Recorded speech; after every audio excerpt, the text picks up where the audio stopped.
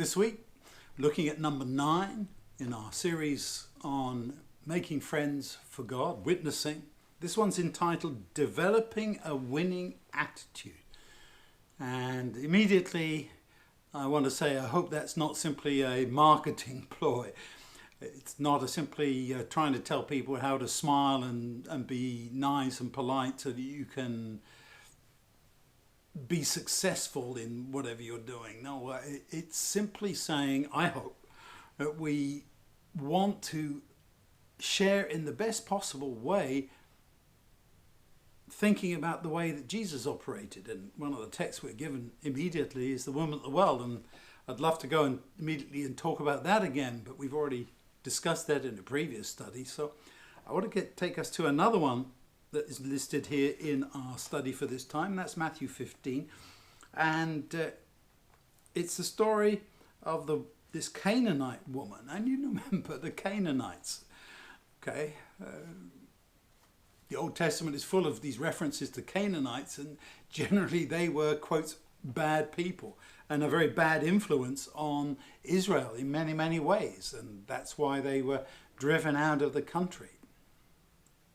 But here, they're still around, and in verse 22, it says that a Canaanite woman from that area, Tyre and Sidon, came along.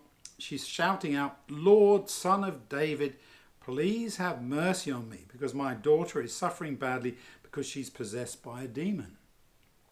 An appeal to Jesus for healing. And we don't know anything about her background other than she's a Canaanite from that area of Tyre and Sidon, right over on the Mediterranean coast on the western side of Israel.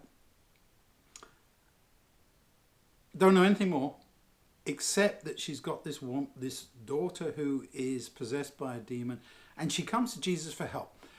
What does she know about Jesus? I have no idea. Maybe she's heard that he's a faith healer. Maybe she's known more about him. Maybe she's heard what he was speaking. I don't know. Maybe she's just been told, go there's a man who's a faith healer who can fix things for you. No idea. But she comes. Verse 23. Jesus didn't reply at all. This is not like Jesus. Ignoring somebody who's calling out there for help. In terms of developing a winning attitude, in terms of witnessing, is that right? Just asking the question. His disciples came to him and told him, "Tell her to stop following us. All her shouting is really annoying." And it may well have been annoying, but the woman is being persistent, and we are only given that one line of what she said, but she obviously repeated it and said it in different ways, calling out for help for her daughter. And since they saw Jesus wasn't responding, disciples may have thought, well, this is somebody who we don't have to deal with, and this is this foreigner, and so on. Eventually, Jesus does reply, "I was sent only to the lost sheep of the house of Israel," Jesus said to the woman. But the woman came and kneeled before him and said, "Lord, please help me." Doesn't your heart go out to that woman who is so desperate for help for her little daughter? And then Jesus says this line which has tripped up so many people. "It's not right to take the children's food and throw it to the dogs," Jesus told her. That is such a dismissive statement. And when Ellen White comments on this, she says, this isn't what Jesus thought. This is what the people standing around thought, and including the disciples.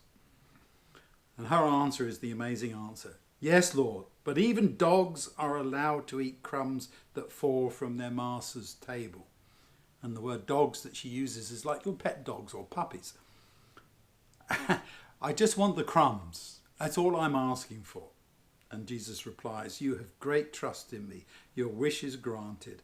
And her daughter was healed immediately. A wonderful story of persistence against all the taboos of not associating, of racial discrimination, and all the rest of that. We see enough of that in our own society, don't we?